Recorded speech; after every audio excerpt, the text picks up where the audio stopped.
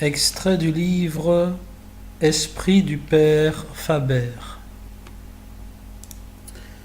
Et qu'est-ce qu'une éternité? C'est ce qui n'a point commencé, ne s'écoule point, ne vieillit point, ne change point. Plus loin, il définit la réprobation.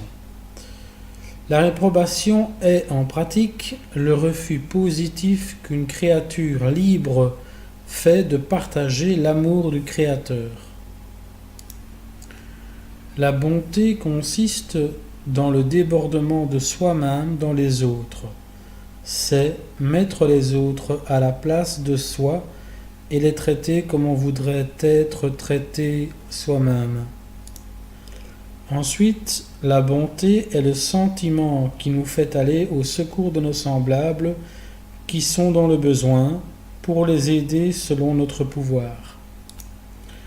Or, telle est l'œuvre des attributs divins envers les créatures. La toute-puissance est sans cesse occupée à réparer nos faiblesses, la justice à corriger nos erreurs, la miséricorde à consoler les cœurs que nous avons brisés. En un mot, on pourrait définir la providence, l'aide constante que les divines perfections prêtent à nos imperfections. Et la bonté est notre manière d'imiter cette action divine. La bonté est aussi semblable à la divine grâce, car elle donne aux hommes ce que ni leur nature ni leurs ressources personnelles ne peuvent leur donner.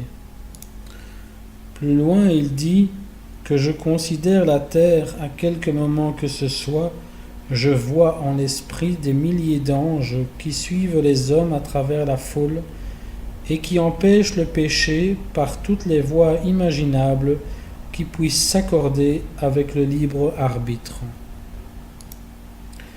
La bonté a converti plus de pécheurs que le zèle, l'éloquence ou l'instruction.